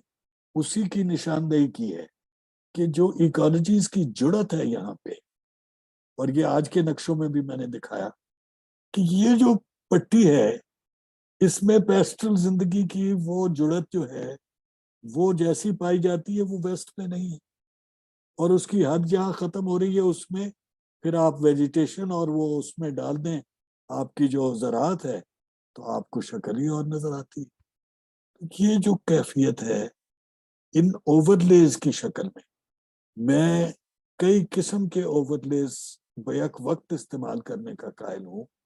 जोग्राफिया एक बेस है, उसकी टोपोग्राफी, उसके जो नेचुरल वो पोटेंशियल है, नेचुरल रिसोर्सेज के, जो उनमें इंसान आके आबाद होते हैं, जो उनके साथ जहनियत आती है, जो उनकी क़यादत करते हैं, जो टेक्नोलॉजी किसी ज़माने में आ जाती है और फिर चली जाती है, ये सारे साइकिल्स जो हैं, इनको आप एक के ऊपर दूसरा ओवरले करें तो मैं मतलब अब तो आप बिलादुस्सिंध की इतने बड़े इलाके की बात कर रहे हैं ना, मुझे आप कहें कि काना काछा का जो कस्बा है उसके लिए तलाश करो तो मैं आपसे उसका प्रोसीजर बता सकता हूँ कि how you will go all through the layers of history to try and find what constitutes this as the unit for today. कल वो रहना जरूरी नहीं है, बिल्कुल उसी तरीके से जिस तरह लाहौर एक जमाने में बड़ा था, फिर छोटा हो गया, फिर बड़ा हो गया। मुल्तान एक जमाने में बड़ा था, लाहौर से लाहौर मुजाफात से मुल्तान, और फिर अब वो मुल्तान मुजाफात लाहौर बन गया, और अब गिलानी साहब ने दोबारा उसको मुल्तान का पुल्तान बना के आगे चला दिया। ये प्रोसीजर्स जो हैं, these are time bound, these are space bound, these are consciousness bound. इनको एब्सोल्यूट के तौर पे देखने से बाहर निकलेंगे तो हमारे हिस्टोरिकल कॉन्शियसनेस और सोशल कॉन्शियसनेस और सोशल एग्जिस्टेंस, ह्यूमन एग्जिस्टेंस की जो कॉम्प्रिहेंशन है, उसमें बहुत सारी जेटें दाखिल हो जाएंगी। And that's where I am suggesting that we go. ये मैंने बहुत लंबा जवाब दे दिया हजरत के साथ, मगर ये मेरी मतलब आपने जैसे मुझे मौका बना दिया ये अपने तबलीग का। थैंक यू, बहुत शुक्रिया सर। शुक्रिया जी। अब्बास साहब से बहुत शुक्रिया मौका देने के लिए, और आपके लंबे जवाब भी हमारे लिए हमारी तालीम का हिस्सा बन जाते हैं। बहुत खूबसूरत था। मैं सबसे पहले तो छोटा सा सवाल ये करूंगा कि क्या आप यही बात कल भी यानी कि अगले सेशन में कंटिन्यू करेंगे? तो मैं कई सारे सवालात अभी रखूंगा अपने पास और नहीं पूछूंगा कल के नहीं, आप सेशन सवाल जरूर पूछ लें। कल के जी। सेशन में इंशाल्लाह हम यहाँ से आगे निकल के सेंट्रल एशिया में चले जाएंगे, ठीक हो तो गया सर। साउथ एशिया रिलेटेड बातें जिम्नन आ जाएंगी। जी जी सर। और जो लिंक मैं है जो मैंने आज के सेशन के शुरू में अर्ज किया था, ये 4 का लिंक है जिसको हमने आज, कल और फिर अगले हफ्ते की एक गुफ्तगू में करना है, जिसमें चीन और साउथ ईस्ट एशिया भी आएगा। ये इस साइकिल में हम चलेंगे and these are linked to each other. जी, अब सवाल सर कीजिए। छोटे छोटे 2-3 क्वेश्चंस हैं। एक मैं जानना चाहूंगा कि हमारे कॉन्टेक्स्ट में, साउथ एशियन कॉन्टेक्स्ट में, या हमारे इंडियन कॉन्टेक्स्ट में, या पाकिस्तानी कॉन्टेक्स्ट में कास्ट और ब्रादरी का जो आप जिक्र कर रहे थे उसका फर्क बताइएगा। और दूसरा, जो राजा दाहर के हवाले से आपने हिस्टोरियोग्राफिकल इंफॉर्मेशन शेयर की, मैं चाहूंगा कि अगर आप प्लीज उनका रेफरेंस भी बताएं कि ये बात किस सोर्स से हम पढ़ते हैं और उस सोर्स की वैलिडिटी क्या है। और तीसरा मेरा सवाल जो कि मतलब सर फराज साहब के सवाल से ही जुड़ा हुआ है, कि जिस तरीके से उन्होंने पूछा कि जो पाकिस्तान है उसको हम मतलब एक रियलिटी के तौर पर पाकिस्तानी जो स्टेट है उसकी जो आइडियोलॉजी है उससे पहले उस ज्योग्राफिकल बेसिस के ऊपर तलाश कर सकते हैं तारीख में। तो जो आपस में रवाबित की बात है उसमें ज़ाहिर है हमारे भी जहन है, एक आमियाना जहन भी सोचता है कि हमारा आपस में क्या ताल्लुक है। जब फिजिकली आपका एक दफ़ा लेक्चर हुआ था तो तब भी मैंने ये बात शेयर की थी और अब भी जहन में है। मैं इसको मज़ीद तलाश कर रहा हूँ कि मुझे तो मतलब मेरे लिव्ड एक्सपीरियंस में पंजाबी, सिंधी, सराइकी, उनके साथ जुड़ना, उसको समझना, जो इंडस वाटर है उसके ऊपर कम्युनिटीज़ को समझना, जिस तरीके से मैं समझाऊँ मुझे कोई भी फ़र्क नज़र नहीं आता। लाइक लैंग्वेज भी बहुत छोटी पड़ जाती बल्कि वो सेम नज़र आती है। बाकी आदात, ज़हन, रहन-सहन भी। अ, लेकिन मुझे बलोच की समझ नहीं आती, मुझे केपी की समझ नहीं आती। ठीक इन है, दोनों की ठीक है। समझ नहीं आती कि मैं हाँ, उनको अपने ठीक, साथ कैसे जोड़ूं। वेरी तो अगर नाइस, ये ठीक कहीं आपको नज़र आते हैं है। तो फिर वो भी मुझे बताइए कि किस तरीके से ठीक, मैं उन्हें देख सकता हूँ, बिकॉज़ आई एम बिल्कुल, बायस्ड टू दैट। मतलब मेरी बिल्कुल रिसर्च भी ठीक। इसके बिल्कुल खिलाफ ठीक। बात की जाती, तो नहीं दैट नहीं, विल बी बहुत अच्छी, बहुत अच्छे। ये तीसरे का खास तौर पे शुक्रिया। तो पहले और दूसरे की बात, पहले मैं दूसरे वाले को रास्ते से निकालने बात को, तो वो चचनामा के अलावा हमारे पास दायर के लिए कोई खास मालूमात नहीं है। तो वो चचनामा ने ही बताया है कि वो कहाँ तक गया ईरान के इलाके में, और फिर कैसे बलूचिस्तान के उस इलाके में जहाँ कलात की रियासत इस वक्त है वहां तक पसपा होके हट आया, और फिर उसकी जो सरहद है वो अमरन वहां पे हुई। तो ये तो उसके अलावा मेरे पास और कोई सोर्स नहीं है, और उसको ना चैलेंज करना मेरे लिए कोई खास दिलचस्पी की चीज है, ना उसे तस्दीक करना। जो पहला आपका सवाल था उसमें आपने क्या पूछा था, जरा दोहरा दें। कास्ट और बिरादरी में जो आपने हाँ, फर्क कास्ट। बताया। अच्छा, वो कास्ट और बिरादरी का जी यूं है कि कास्ट ओरिजिनली तो वरना का जो लफ्ज था वो आर्यों के साथ आया, और शायद वो कलर डिफरेंस की बुनियाद थी। फिर वो कलर डिफरेंस में ऑक्यूपेशन का फर्क जो है, और ये उन चीजों में है जो मेरा ख्याल है कि वादिय सिंध से उन्होंने सीखी, कि वादिय सिंध में ऑक्यूपेशन की डिफरेंशिएशन बहुत उसकी तहजीब में मौजूद थी। तो उसके असरात मैं समझता हूँ कि वो उनके ऊपर असरअंदाज हुए, तो उससे वो निकल आया कि चार वरनाएं जो हैं उनके काम अलहदा हो गए। उसका तस्वुर पहले से शायद चला आ रहा था, लेकिन उसकी ये शक्ल बन गई। तो कास्ट की शक्ल वो तब बनी जब वर्ना संकरा वजूद में आया। वर्ना संकरा है जो कास्ट की, जो ये इन वर्नाओं की वायलेशन थी, यानी ब्राह्मण ने शूदर के साथ शादी कर ली, या शूदर ने क्षत्रिय की लड़की उठा के ले गया, या कोई इस किस्म की चीज, तो उससे जो औलाद है उसको, तो इसे रैशनलाइज किया मानू ने, मानू के कवानीन ने, और शायद और भी कई प्रोसीजर्स होंगे जो कि फिर कोडिफाई हो गए मानू के दौर में, या अगर मानू कोई एक अलग शख्स नहीं था तो जिन्होंने कोडिफाई किए वो मानू इंसान के माने में। तो बहरहाल वो वहां पे जो जात का हवाला था वो फैमिली प्लस ऑक्यूपेशन, इन दोनों चीजों को मिला के था, यानी किसकी औलाद है और उसके जिम्मे क्या पेशा है। ये पेशों की तकसीम ज्यादातर मानू के कवानीन में की गई। जब मुसलमानों के पास ये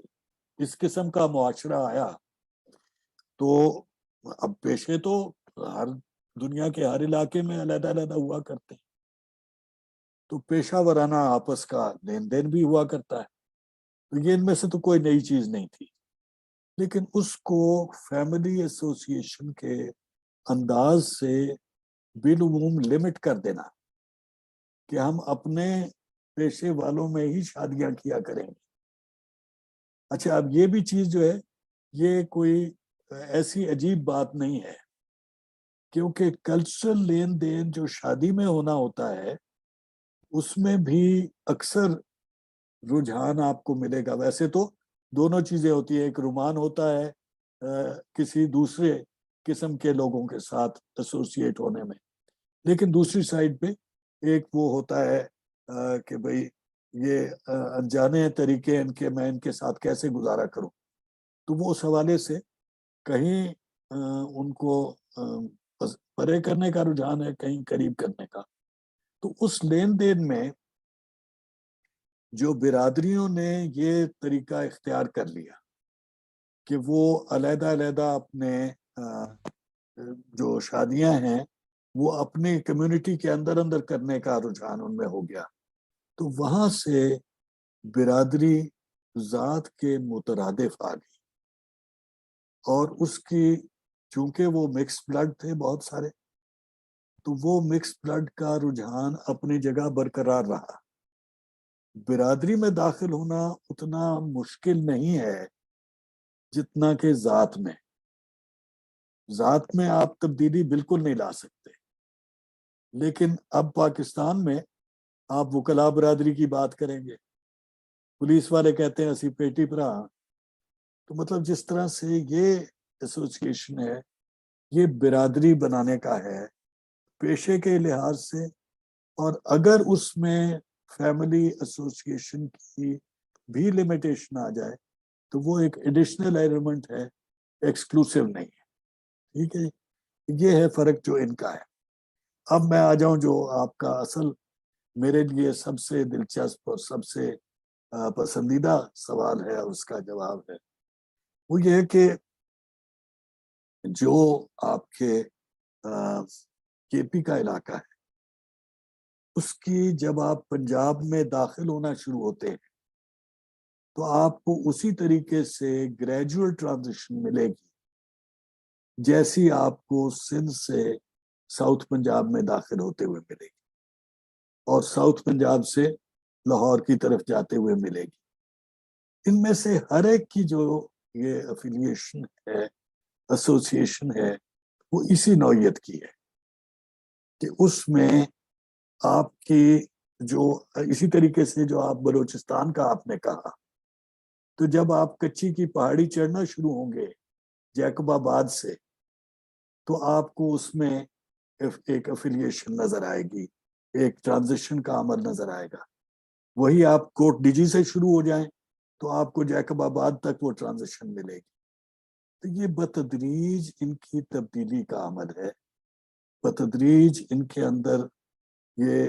رجحانات مختلف ہو جاتے ہیں جن کی تاثیر ہم محسوس کر سکتے ہیں اگر اس کو اس زاویے سے دیکھا جائے. پھر دوسری چیز جو آپ کو ملے گی وہ یہ جو اب جس کو اس طرح ہم واٹر شیڈ کے طور پہ مثلا دیکھتے ہیں, تو بلوچستان کی جس طرح آپ نے بات کی, تو بلوچستان کی خاصیت ایک اور لحاظ سے منفرد ہے, بلکہ کے پی اور اس کی دونوں کی دو خصوصیات میں آپ کی توجہ کے لیے عرض کروں. میں نے جو ساکا اور پارتھیا کا آپ سے ذکر کیا ہے, ان کی تاریخ پہ ہماری بہت کمزور نظر ہے. میری رائے میں ان کو تفصیل سے دیکھنے کی ہمیں بہت ضرورت ہے, اور وہ تفصیل اس طریقے سے ہے کہ ہم سمجھنے کی کوشش کریں کہ ان لوگوں نے کن علاقوں میں اپنے حکومت قائم کی, کن علاقوں میں یہ پھرے, اور پھر ان علاقوں میں پھرنے کے بعد انہوں نے کون سی چیزیں وہاں پہ چھوڑی جو ان کی طبیعت اور ان کے مزاج کی تھی. تو آپ کو پتہ لگے گا کہ جو ساکا ہیں وہ تو پھیل گئے ایسٹ ٹو ویسٹ, تقریباً ہر دہانے سے جو آپ کو ملے گا all along the west of Pakistan's mountainous border. تو یہ ہر درے سے, ہر رستے سے ان کا مشرق سے مغرب کی طرف سفر ہے, جن کو ہم ساکا کہتے ہیں. اور ان کی یہ خاصیت میں نے شاید پہلے بھی آپ سے کسی وہ سیشن میں عرض کی تھی کہ جب آپ ان کو شمال میں بھی دیکھتے ہیں تو ان کے چھوٹے چھوٹے یونٹس آپ کو نظر آتے ہیں جہاں جہاں کی ان کی اپنے انداز ہے زندگی کا. اس کے برعکس جو پارتھیاں ہیں ان کی موومنٹ ہے ساؤتھ ٹو نارتھ. وہ داخل ہوئے بلوچستان میں اور بلوچستان سے پھر کے پی کی طرف اوپر چڑھتے چلے. تو یہ جو ان کا سفر تھا اس میں انہوں نے جن چیزوں کو جو انداز اپنے بنائے, تو آپ کو کے پی کے اور بلوچستان میں یہ ٹرانزیشن بہت زیادہ آسانی سے نظر آئے. یہ ساؤتھ ٹو نارتھ جو ٹرانزیشن ہے یہ دونوں پٹیوں میں, اب اس میں ایکالوجی کا فرق آ جاتا ہے. تو ایسٹ ٹو ویسٹ ایکالوجی کی لنکیج اور طرح کی ہے. پلین سے آپ پیڈمونٹ پہ, پیڈمونٹ سے ماؤنٹین کے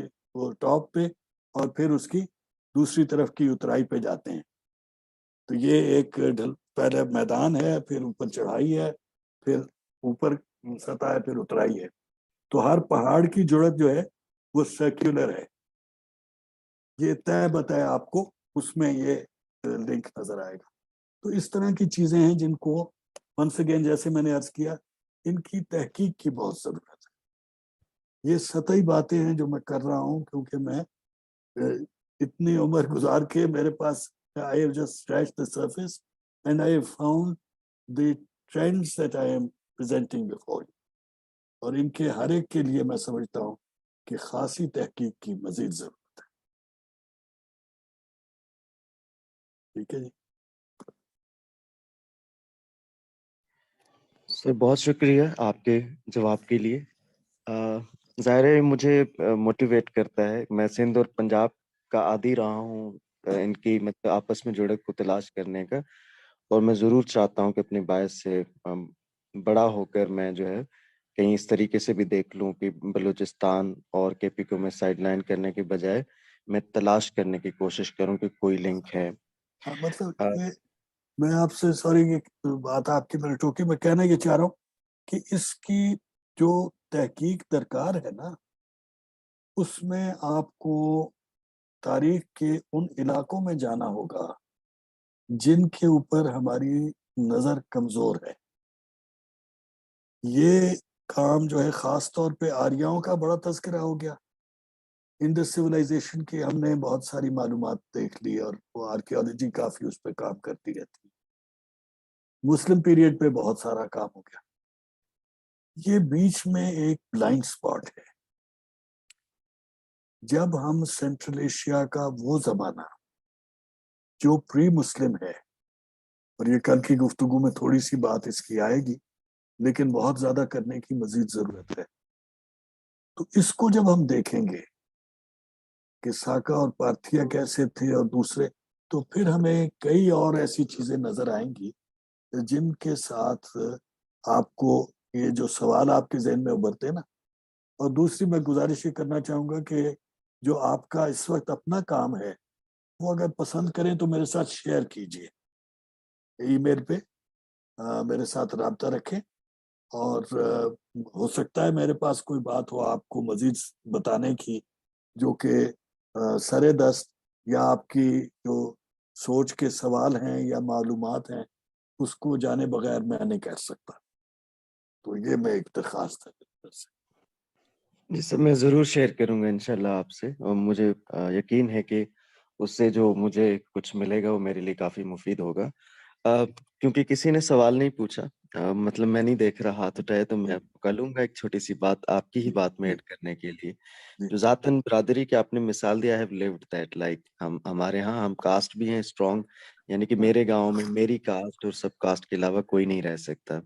لیکن ہم برادری بھی ہیں جو واقعی اسی طریقے سے شادیوں میں نظر آتی ہے کہ ہمارے کوئی ہماری برادری سے بھی دور کا بندہ, وہ پشتون بھی ہو سکتا ہے, وہ بلوچ بھی ہو سکتا ہے, وہ کوئی بھی ہو سکتا ہے, وہ ہمارے گھر آ سکتا ہے اپنے بچوں سمیت. اس برادری کی شادی کی جو دعوت ہوگی اس میں جو بہت ہی قریبی لوگ ہوں گے ان میں ہماری کاسٹ سے باہر کا بندہ بھی آ سکتا ہے, تو وہ ٹوٹلی ہماری ان کے ساتھ جو انسیت ہے, محبت ہے, اس بنیاد وہ رشتہ قائم ہوگا برادری کا. تو مطلب میرے لیے یہ خوبصورت ہے کہ آپ یہ بتا رہے ہیں کہ مسلمانوں کے آنے کی وجہ سے شاید یہ برادری کا جو سسٹم ہے وہ قائم پذیر ہوا ہے. تو سر بہت شکریہ میری طرف سے آپ کے ان پٹ کے لیے. اچھا, اگر آڈینس میں سے کسی اور کا کوئی کوشچن نہیں ہے تو I just have some announcements to make right now. ہمارا یہ جو سیشن ہے کل کا تو ہمارے پریویس اسکیڈول کے مطابق ہی ہوگا, لیکن فرام نیکسٹ سیٹرڈے ہمارا جو سیشن ہے یہ صرف سیٹرڈے کو ہوا کرے گا, ناٹ آن سنڈے. سیکنڈلی, آپ کے جو کوشچن آنسرز ہیں اس طرح سے نہیں ہوں گے آن لائن, اب زوم پہ رائٹ آفٹر دس سیشن آپ جو ہے سر کو اپنا جو کوشچن ہے یا جو بھی وٹ ایور اسٹانس اور confusion you have you can mail him. Okay, it's not time restricted. یہ سر نے آپ کو فیور دی, otherwise we were of the opinion کہ 12:30 سے 1 PM تک اس کوشچن آنسر سیشن کا ٹائم رکھا جائے, but now just because of him it's not time bounded. آپ لوگ اپنے کوشچن سر کو میل کر سکتے ہیں and he will respond you as per his own convenience. Thank you جی. چلیے جی, تھینک یو ویری مچ. پھر کل کے لیے انشاءاللہ تیاریاں کرتے ہیں. तो अल्लाह हाफिज, जी कल सर, इंशाल्लाह। जी sir, thank okay ji, Allah Hafiz, you. Okay, most Allah Hafiz. Welcome.